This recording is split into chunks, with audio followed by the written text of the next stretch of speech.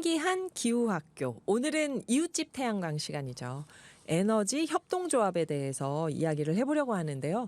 청취자 여러분들 들으시면서 태양광 시간이면은 무슨 협동조합 이사장님, 무슨 협동조합 사무국 뭐 이렇게 계속 뭐가 있긴 있구나 하면서 들으셨을 텐데 오늘 본격적으로 그게 뭔지 얘기를 들어보겠습니다. 경기에너지협동조합 정상숙 사무국장님 나오셨습니다. 안녕하세요. 안녕하세요. 네. 반갑습니다. 네. 선생님 안 그래도 이거 듣고 저희 아버지께서 그거는 누가 가입하는 거냐 이런 거 한번 물어보신 적이 있어요. 네. 그래서 이게 보통 청취자분들이 들으실 땐 에너지 협동조합이 뭐지? 뭔데 여기서 자꾸 전문가들이 나오지? 하고 궁금해 하시는 것 같아요. 그래서 오늘 거기에 대해서 집중적으로 선생님께 오늘은 에너지 협동조합에 대한 모든 것을 정상숙 사무국장님께서 모든 부담을 지고 설명을 해 주시겠습니다. 네. 먼저 에너지 프로수머에 대해서 지난번 나오셨을 때 얘기를 하다가 말았는데 우리가 네. 이게 어떤 걸까요? 저는 프로수머에서 선생님이 저한테 여쭤보셨을 때 생산과 프로듀서와 컨슈머, 소비자, 생산자, 소비자가 합쳐진 건데 네. 옷이나 화장품이나 뭐 야채를 키우는 거나 이런 건 다 우리가 프로수머가 될 수가 있는데 네. 전기를 어떻게 프로수머를 하냐 그런 생각이 들었었거든요. 네. 또 오늘 에너지 프로수머라고 하셨는데 어떤 건지 좀 설명 부탁드립니다.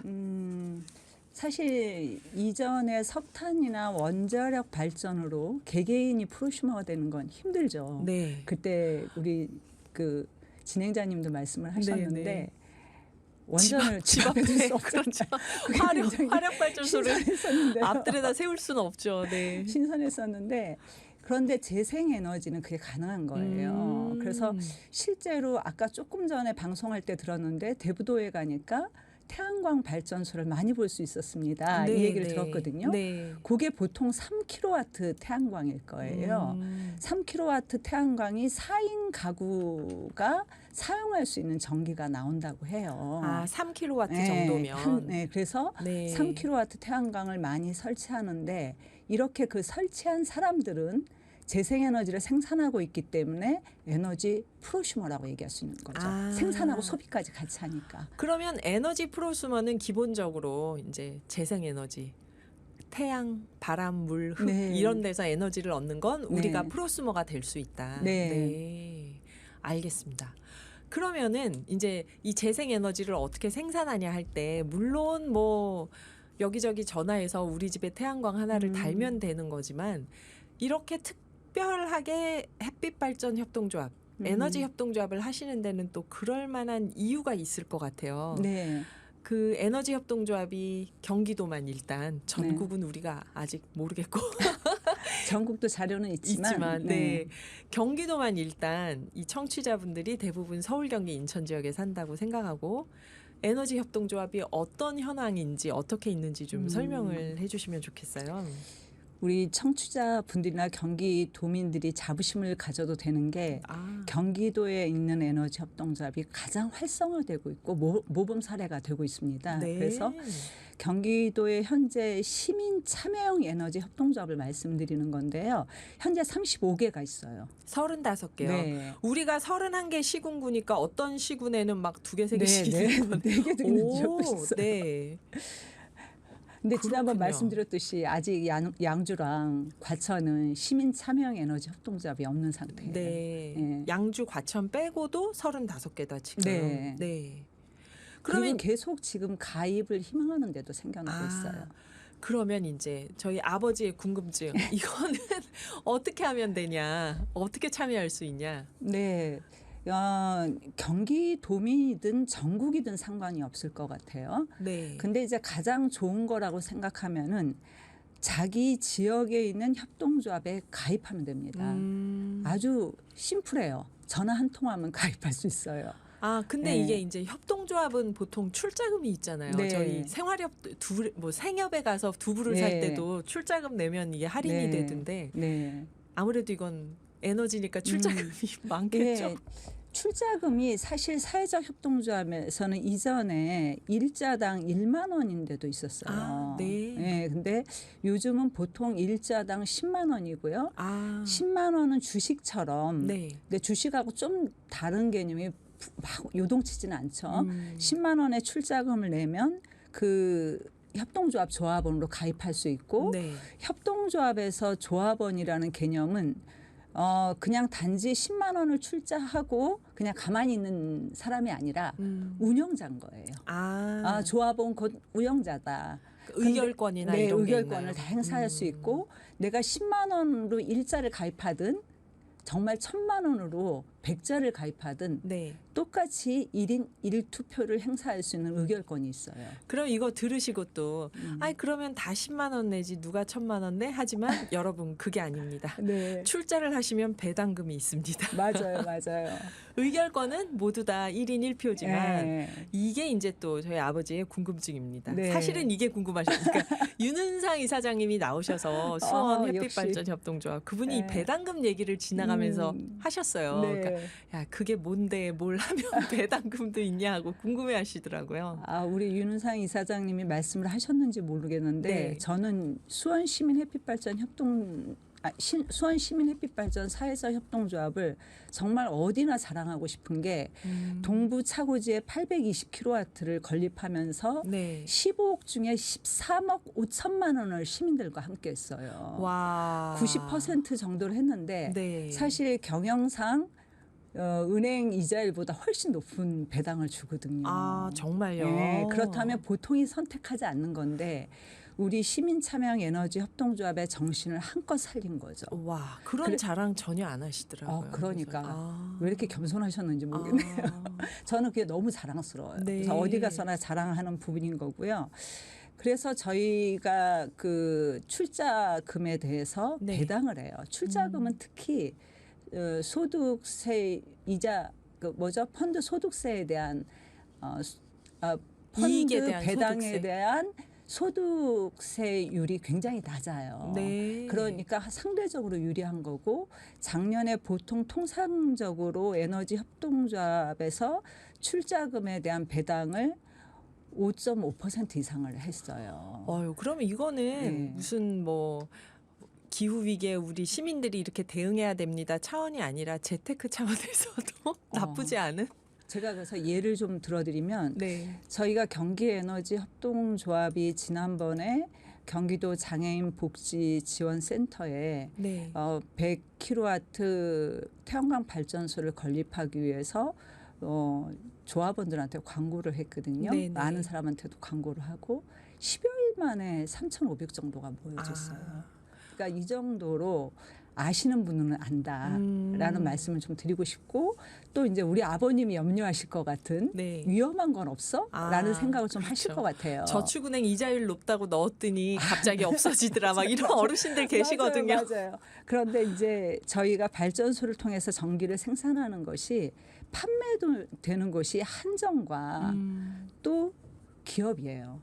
굉장히 안정적인 판매처가 있다는 거죠. 네. 네, 그래서 어떤 투자보다 확실하다. 투자 안전하고. 측면으로 바라보면 그렇게 네. 얘기할 수 있을 것 같습니다. 그러니까 여러분 어떻게 하시면 되냐면 인터넷에서 우리 지역 이름을 붙이고 햇빛발전 협동조합, 에너지 협동조합 이렇게 검색하시면은 지역 협동조합이 떠요. 네. 거기에 전화 한 통으로 가입을 하시고 출자금 일자에 10만 원. 네. 많이 하시고 싶은 분은 더 하셔도 되고요. 네. 근데 중요한 건 의결권은 10만 원 내시나 1,000만 원 내시나 똑같이 1인 1표입니다. 네. 다만 배당금이 다릅니다. 그리고 배당금 수익은 말씀하신 것처럼 그렇고요. 네. 그러면 왜 시민들이 모여서 이런 재생에너지 협동조합을 만들었는지 그 배경이 또 궁금하거든요. 단순히 이거 뭐 돈 벌려고 모여서 하신 건 아니잖아요, 사실. 네. 사실 우리가 산업혁명 이후 에너지를 너무 많이 사용했잖아요. 네, 네. 무분별한 화석 에너지를 계속 땅 속에 있는 걸 캐내서 사용했고 또 그것도 모자라다 보니까 원전이라고 말하는 핵을 이용해서 발전을 하고 있잖아요.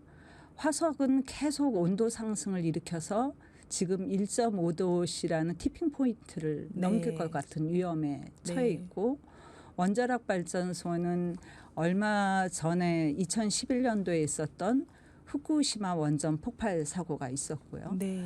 사실 후쿠시마 원전 2018은 핵이라는 부분이 용융돼서 땅 속으로 들어가는 걸 막지 못했어요. 그런 위험한 핵 발전들로 계속 에너지를 사용하다 보니까 네. 인류의 생존까지도 위협하는 거예요. 사실 후쿠시마 오염수도 바닷물은 흐르잖아요. 네, 네. 우리한테 안전한 지역은 하나도 없다고 전 바라보거든요. 그렇죠, 사실. 네, 그래서 이런 위험하고 온도를 상승시키는 나쁜 에너지를 버리고 재생 가능한 에너지로 전환하자. 네. 재생 가능한 에너지로 재생 가능이라는 건 계속 에너지를 사용하고 발전을 해도 계속 생산이 된다는 얘기인 거거든요. 네네. 태양광 발전을 한다면 태양광 빛이 내가 많이 생산했다고 해서 태양광 빛이 더 이상 안 오는 게 아니잖아요. 그렇죠. 네. 화석은 고갈되고 네. 원전도 수명이 닿으면 고갈되는 그렇죠. 거잖아요. 그런 에너지를 사용하지 말고 재생 가능한 에너지를 사용하자는 취지거든요. 그런데 여기서 그 발전소를 예전에는 정부 투자금, 뭐 기업의 투자금 이렇게 발전했을지 몰라도 우리는 그거마저도 우리들 스스로가 하자.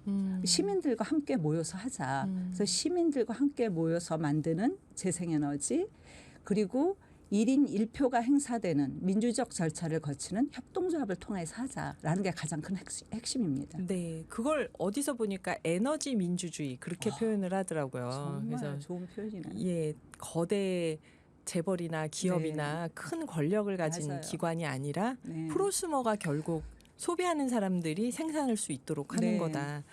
그래서 또 뭐 땅 속에 잠자고 있는 탄소를 우리가 다 끄집어내놓고 지금 어떻게 하자는 거냐 이런 표현도 듣고 인상적이었어요. 석유, 석탄을 네. 그 안에 놔두면 되는 탄소를 네. 우리가 다 끄집어냈다고 네. 지금 네. 그렇게 또 표현을 하던데 네, 그렇습니다, 여러분. 그래서 기후위기 시대 탄소 절감이 절박한 지금 이 말씀하신 재생에너지가 더없이 필요한데 그 생산도 우리가 시민 참여형 에너지 협동조합으로 하자. 네. 이런 취지셨던 거죠. 네.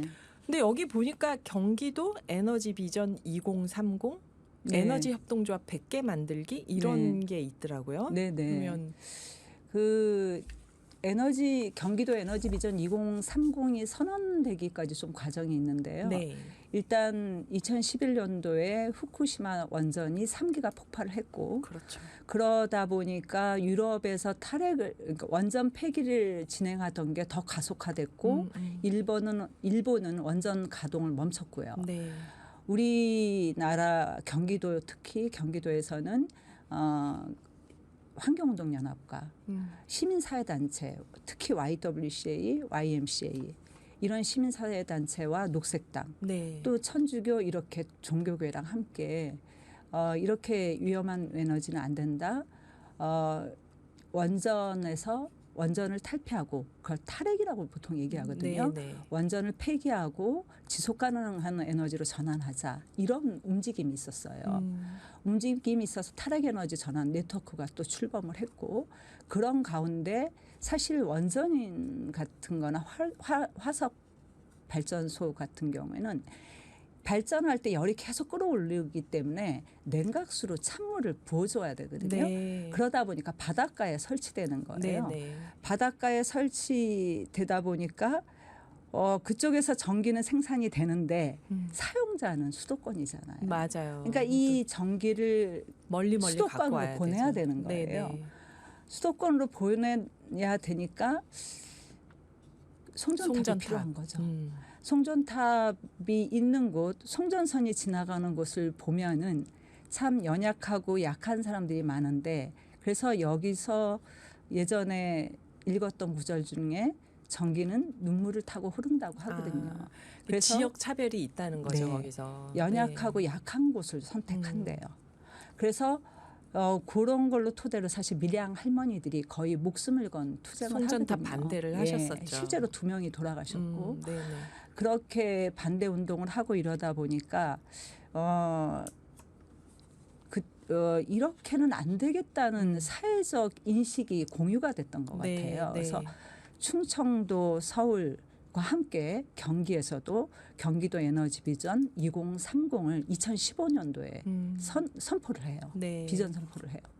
그래서 전력 자립도를 경기도가 70%를 높이고 네. 재생에너지로 2030년까지 20%를 확충하겠다는 비전을 선포하게 되는 거죠. 그 비전 선포의 실행 과정 중에 에너지 협동조합 100개 만들기가 있었어요. 그러니까 이게 그 프로수머처럼 생산하는 사람이 소비하는 사람들이 생산할 수 있도록 하자는 것처럼 네. 많이 쓰는 지역에 네. 거기에 발전소를 많이 세워가지고 이렇게 먼 지역까지 송전탑을 통해서 오지 않아도 되게끔 네. 그렇게 하자는 말씀으로도 또 이해할 수 있겠네요. 그리고 그 얘기 드리다시피 바로 네. 옆에 설치할 수 있잖아요. 그렇죠. 태양광. 네, 네. 여기서 지금 한참 얘기가 재밌으실 텐데 잠깐 노래 듣고 쉬다가 또 다시 와서 마저 얘기를 듣겠습니다. 네. 잠깐 쉬셨나요, 다들?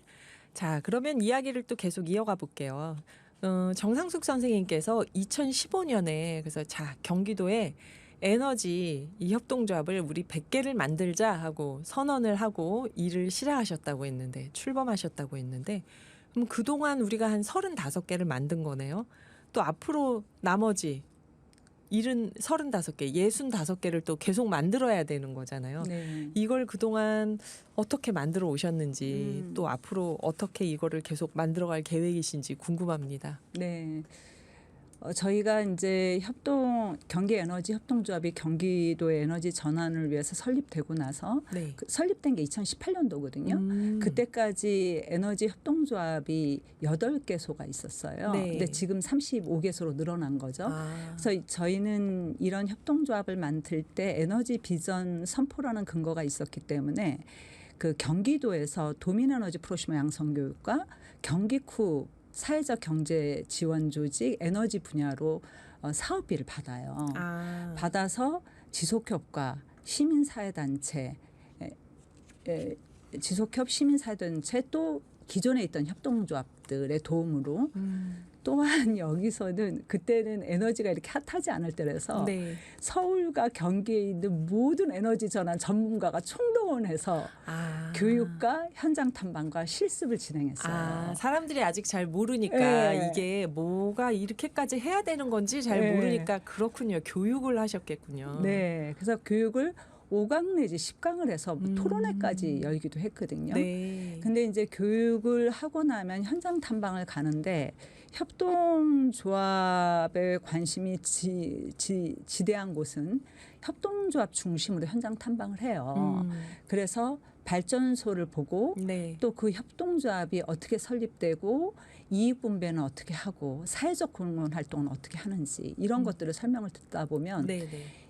이분들이 할까 말까 계속 고민하고 있다가 거기 가서 하자라고 정말 결심을 하더라고요. 선생님 그거 다단계에서도 보통 교육하고 나서 사람들 모으던데 교육이 이렇게 중요합니다, 여러분. 저희는 다단계가 아니라 단계였던 것 같아요. 한 단계. 네. 농담이었어요. 선생님. 교육을 해서 네, 정말 교육은 100년지 대계인 것 같아요. 그래서 교육을 통해서 에너지 전환 수용성이 굉장히 향상되었던 것 같고요. 네. 그래서 현장 탐방의 발전소를 이렇게 보면은 이분들한테 제가 한번 말씀드린 적이 있는데 전자파를 직접 재주거든요. 그러면 태양광 패널은 직렬이기 때문에 전자파가 나올 수가 없어서 핸드폰 전자파랑 바로 비교할 수 있고 없어요. 없고 그 인버터라는 게 직류에서 교류로 바뀌거든요. 네. 거기서 전자파가 약간 나와요. 네. 근데 30cm만 넘어도 반으로 줄어들고 50cm만 넘으면 아예 나오지를 않거든요. 이런 걸 체험하고 또 태양광이 빛반사로 눈이 부시다고 얘기를 들었는데 네. 태양광을 아무리 들여다봐도 빛반사가 안 되고 있거든요. 나무와 같은 빛반사라고 네. 해요. 그걸 몸소 체험을 하는 거죠. 저희가 작은 발전소도 간 게 아니라 막 300kW 이런 발전소를 갔었는데도 그걸 체험하다 보니까 이분 체험한 그것과 함께 협동조합 특히 안산 같은 경우는 선도 사례다 보니까 얘기를 듣다 보면 많이 우리가 협동조합을 해야 되겠다라고 생각을 합니다.